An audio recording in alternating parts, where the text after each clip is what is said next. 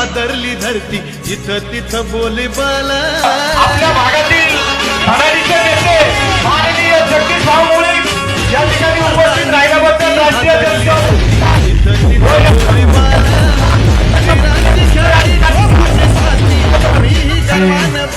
योगेश हातागळे यांनी भव्य अशी डान्स स्पर्धेचं आयोजन केलंय आणि यामध्ये आपण सर्वजण उपस्थित झालाय.